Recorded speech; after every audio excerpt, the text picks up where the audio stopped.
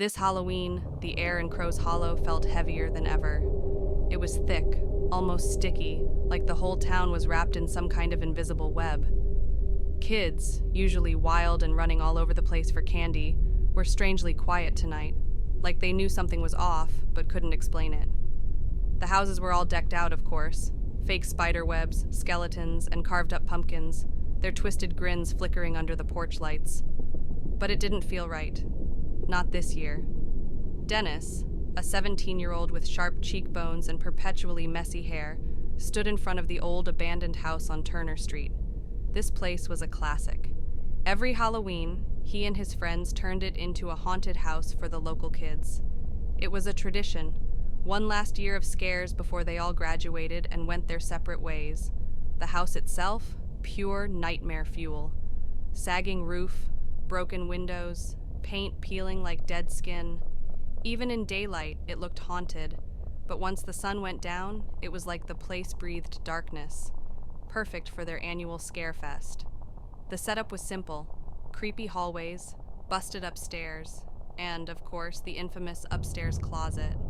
That closet was where Lisa, Dennis's younger sister, would usually hide, waiting to jump out and scare the living daylights out of whoever dared walk by.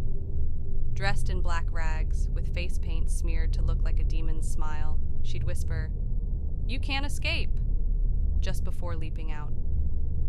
By evening, the haunted house was packed with screaming kids and laughing parents, but something felt wrong.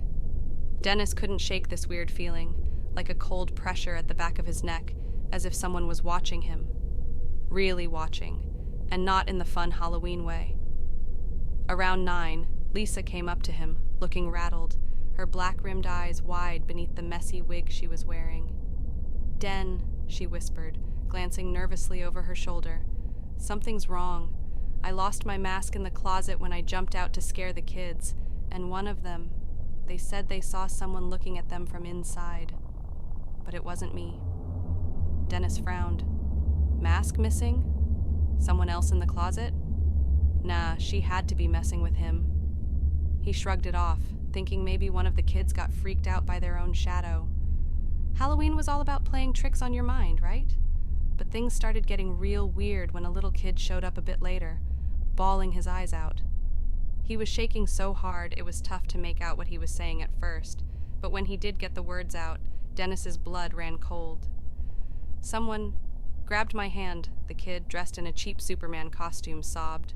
"From the closet." That stopped Dennis dead in his tracks. The closet? No way. Lisa hadn't been in there at the time, and nobody else was supposed to be. So who the hell grabbed the kid?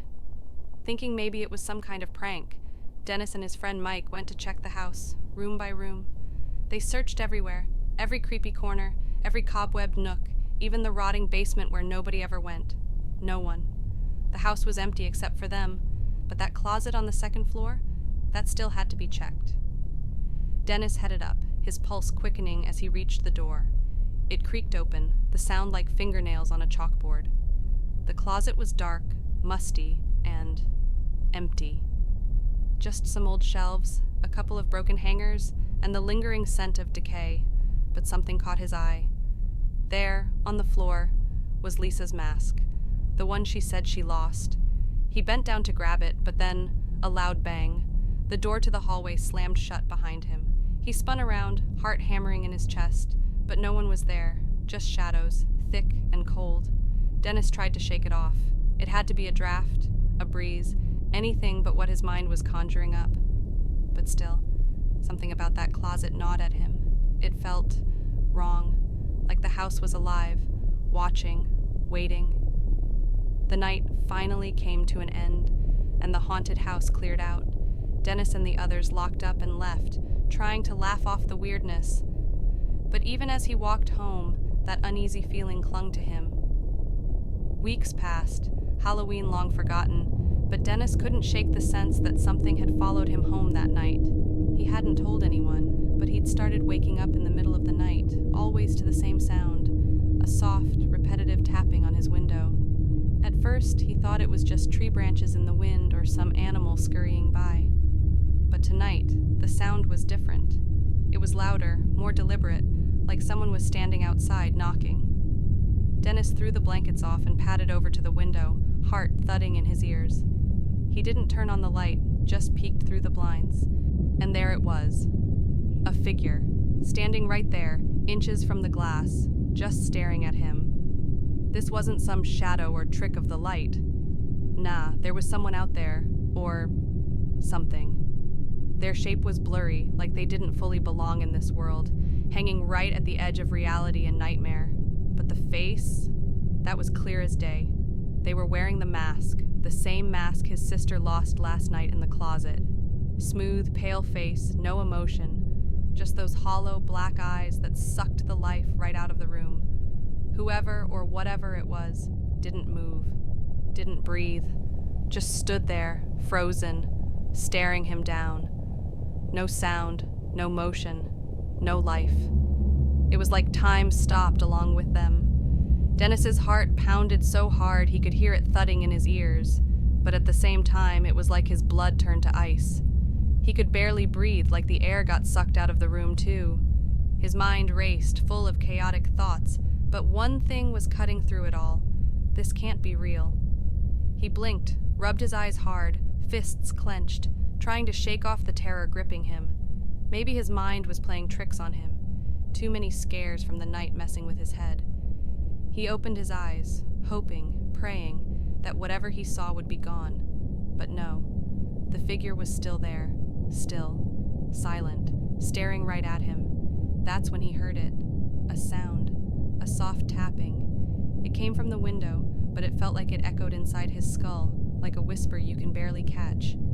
Just tap, tap, tap. Slow, steady knocks that chilled him to his core, like someone was softly knocking to come in. He wanted to move, to do something, but it was like his body was frozen too. He couldn't even look away from those dark, empty eyes. The tapping grew louder, more intense, each knock making his pulse race faster until he could barely stand it. And then, just like that, the tapping stopped. As suddenly as it had appeared, the figure was gone. Vanished into the night like it had never been there at all. The window was just reflecting the empty street outside now, but the fear hanging in the room? That was very, very real. Morning wasn't any better. Dennis woke up, clinging to the hope that maybe it had just been some messed up dream. But dreams don't leave evidence behind. And this did, right there, waiting for him. The mask. That same mask his sister lost. It was lying right on his bed, dead center, like someone had placed it there with purpose. At first he thought, maybe it was a prank. One of his friends found it and decided to freak him out. But as he stepped closer, he noticed something that sent a chill right down his spine. On the forehead of the mask, in shaky, jagged letters, was his name, written in black marker. The letters were rough, almost like whoever wrote them had a trembling hand. Dennis. Just one word, but it hit him like a punch to the gut. Whoever had been standing outside, they knew his name. They knew him. Dennis didn't tell anyone about that night, not even his sister. She was already freaked out enough after what happened in the closet. But now it wasn't just her fear, it was his, and it wasn't going anywhere. The nights became hell. From that moment, the tapping started coming back, night after night. Sometimes it was barely there, a soft, almost hesitant knock, so faint he could have blamed it on the wind. But other nights, it was louder, harder, like whoever, or whatever, was out there wanted to make damn sure he knew they were still watching. Every time he heard it, he would drag himself to the window, heart pounding, palms sweating. And every time it was the same thing. The figure, still as a statue, those hollow black eyes locked on him, like they could see straight through his skin, through his bones, right down into his soul. The fact that it didn't move, that made it worse. It didn't try to come in, didn't make a sound, it just stood there, watching, tapping. Weeks went by and Dennis started losing it. He couldn't think about anything else. That figure, whatever it was, started showing up in his dreams too. He could feel its eyes on him even when he was awake, even in the daylight. He was trapped. He couldn't take it anymore. Something had to give.